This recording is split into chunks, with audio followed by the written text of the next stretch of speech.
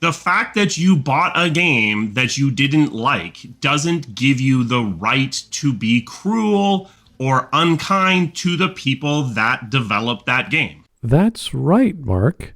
I don't need to buy a game to tell developers they suck at making said game vociferously or kindly, because freedom of expression is a fundamental right in the Canadian Charter. You can have whatever opinion that you feel like towards a game. Even if that opinion is stupid and wrong, you are entitled to that opinion. And to some degree, you're entitled to express that opinion to the corporation, to the video game studio that created this game that you bought. It doesn't give you the right to be cruel or unkind to the people that developed that game. So Mark is saying, I can have whatever opinion I like, but if my opinions are cruel, I don't have the right to feel or express that cruelty. Okay, why is that, Mark? That is fine. You are entitled to be angry about it. And you're entitled to express that anger in certain channels. So in what channels can I express my cruelty, Mark, according to you? Because according to the Charter, I only answer to God. But you cross a line when you start being cruel about it. You shouldn't be cruel at all. What are you doing? I'm doing the exact thing you said I could do. You can have whatever opinion that you feel like. You don't need to go out of your way to cause harm to other people because of a video game that you don't like. Violence or causing harm is illegal, and I've never heard of an influx of gamers assaulting game developers. Unless you're a scared liberal snowflake from Canada who thinks words are violence. Then we can start to understand where Mark might be coming from, even if he is unclear and sounding like the speech police, or at least he's contradicting himself here. But when you climb into someone's personal social media and start actively attacking that person, when you celebrate layoffs at a studio because the game that you don't like didn't do that well, you're crossing a line into being cruel. And fundamentally, you should have more grace for other human beings. Why should I have grace or care for people I dislike? These are the same people who have blocked me or have never listened to me in multiple formats and who've actually ruined a franchise for a video game they made poorly.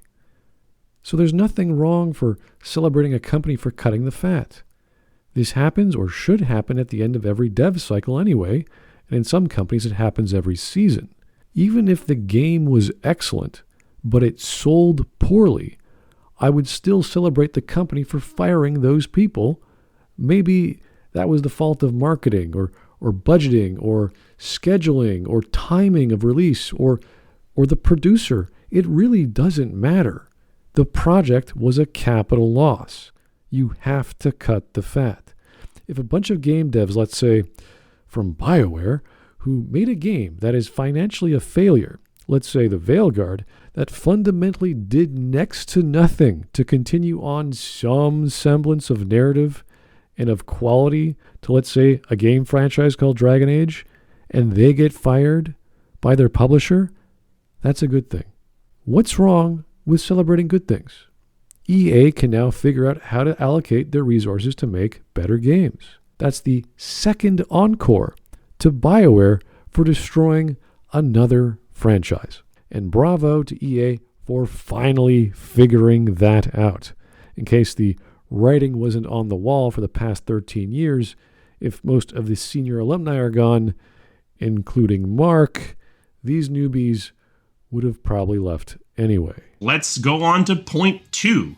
You don't know what caused the results that you don't like. Well, as the idiom goes, I don't care how the sausage is made. We already know the horrors of BioWare magic. Average gamers will accept reasonable expectations being met. They consider things like Mass Effect 2 satisfactory. Good for them. The rest of us who expect quality, continuity, and choices mattering, the thing BioWare sold us on, we voice our concerns. Usually this boils down to targeting people like the writers and those in charge. That is normal.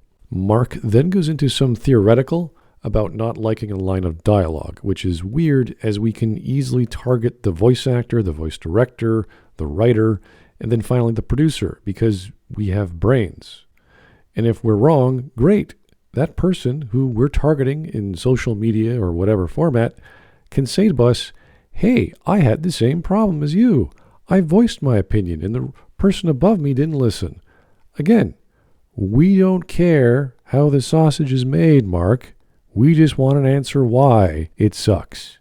It's one of the reasons why I think it is an executive producer's responsibility to have a social media presence. Wow, Mark, you haven't been on the internet for a while. Okay, this only works if, 1, they don't block you.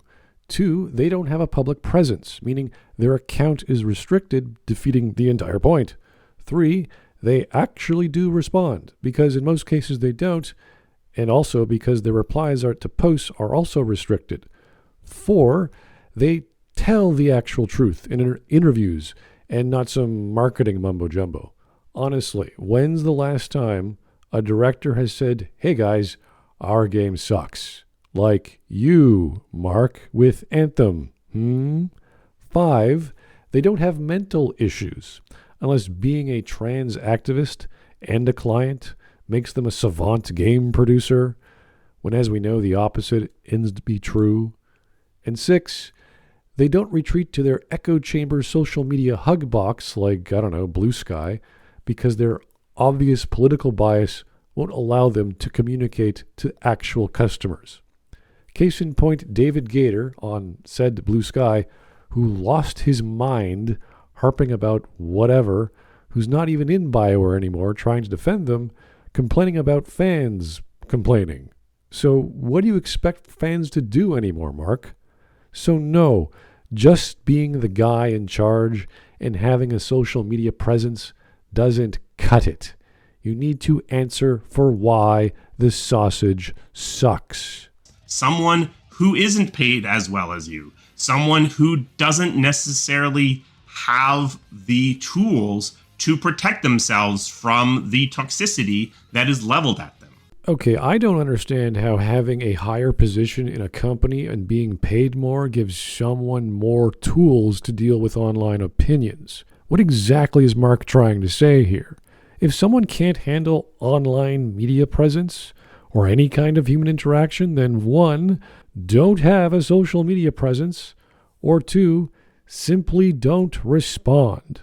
But then again, we have the original problem of said higher position with being better paid, is that these people can't answer basic questions.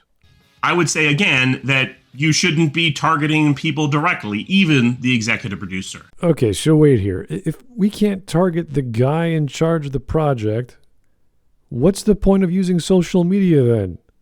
What exactly are you trying to say, Mark? Did you even think this through? As you get beyond the executive producer and you get up into studio leadership and group leadership and the C-suite and the person in charge of the entire corporation, they share responsibility in the game you don't like being the way that it is. So if you feel the need to yell at them, again, probably don't, but they're big boys and girls, so they should be able to handle it. So let me get this straight. Those above a creative director or upper management, the CEO people, etc., they're the big boys. They're the adults. They're okay with cruel and online public opinions. But you and everyone beneath you, like the devs, those are children who can't handle cruel opinions. Is that what you're trying to say, Mark? I could go on, but Mark's opinions are clearly blind and biased. He was a consultant to Veilguard, so it's obvious where his opinions lie. You'd think a programmer would be logical, but apparently that's impossible once you get out of BioWare. This is the same guy who thought Geralt was a shitty protagonist because he's just a jerk. Jade Empire 2 should be outsourced to an Asian developer because he's afraid of yellow-facing. He thought Inquisition was a natural evolution of Baldur's Gate. The live service pitch for Joplin, or Anthem, should make 2 games, separated after 2 to 3 years, and label that as live service. That Baldur's Gate 3 was going to be a niche when it sold over 15 million copies to all sorts of gamers. That Dragon Age 4 or the Veilguard and Mass Effect 5 Return to Form for BioWare. And that Ryder from Andromeda is a better protagonist than Shepard because he's younger and doesn't want to be where he is. Mark, you aren't our parents, our ethics teacher, or God. We have every right to tell people what we think, however we choose. People like you never listened 15 years ago, and you're still deaf.